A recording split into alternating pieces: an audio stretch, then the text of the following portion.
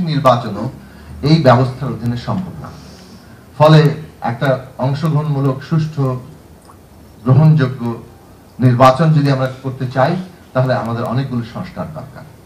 আবার আপনি যদি মৌলিক কাঠামোগত সংস্কার, যে দাবিও সামনে এসছে যে সংবিধান বদলাতে হবে, নতুন বন্দোবস্তে যেতে হবে, সেইটা সম্পন্ন করতে কিন্তু নির্বাচন লাগে। পক্ষে তার নিজস্ব লক্ষ্য আছে, কর্মসূচি আছে, সেটা বাস্তবায়নের আকাঙ্ক্ষা আছে, তাকে কেন্দ্র করে জনমত তৈরি করার প্রশ্ন আছে, ঐক্যবদ্ধ করার প্রশ্ন আছে।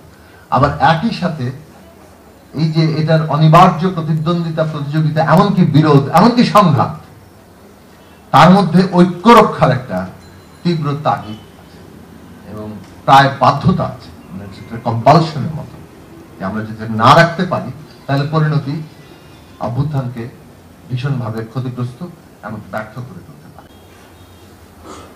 একটা বিশেষ রাজনৈতিক পক্ষ এই আন্দোলনে নেতৃত্বমূলক জায়গায় আছে এটা বলা পুরো ঠিক হবে না, কিন্তু একই সাথে এটা স্বীকার করতে হবে যে ছাত্রদের মধ্যে নেতৃত্ব একটা অগ্রণী ভূমিকায় ছিলেন এবং সেই অগ্রণী ভূমিকার স্বীকৃতি সকলের মধ্যে ছিল। 5 তারিখের পরই, এমনকি 5 তারিখে যখন আমরা ফ্যাসিস্ট সরকার পালিয়ে গেছে সেই রকম সংবাদ পেলাম এবং কিভাবে একটা ট্রানজিশন হবে সে নিয়ে প্রথমে সেনা ভবনে এবং পরে বঙ্গভবনে আলোচনা হয়েছে। সেখানে সিদ্ধান্তটা কিন্তু এটাই ছিল যে ছাত্রদের সাথে এঙ্গেজ করে, ছাত্র নেতৃবৃন্দের সাথে, বিশেষভাবে যারা বৈষম্য বিরোধী আন্দোলনে তখন নেতৃত্ব দিচ্ছিলেন, তাদের সাথে এঙ্গেজ করেই এই ট্রানজিশন প্রসেসটাকে এগিয়ে নিতে হবে।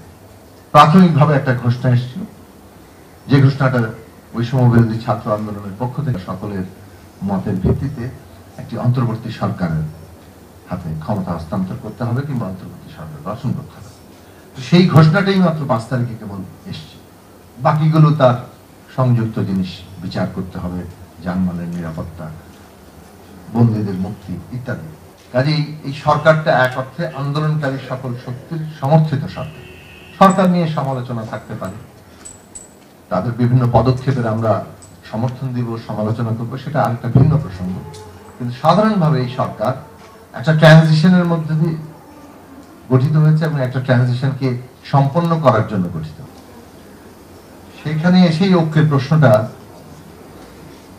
সামনে আসে এবং বিশেষভাবে 5ই আগস্ট এবং তারপরে 8 তারিখে যখন একটা অন্তর্বর্তী সরকার গঠিত হলো, সেই গঠনের পর থেকেই একটা বিষয় খুব স্পষ্টভাবে সামনে এসছে, সেটা হচ্ছে যে 5ই আগস্ট এটা বাংলাদেশে একটা ফ্যাসিস্ট শাসন, কর্তৃত্ববাদী শাসনের বিপরীতে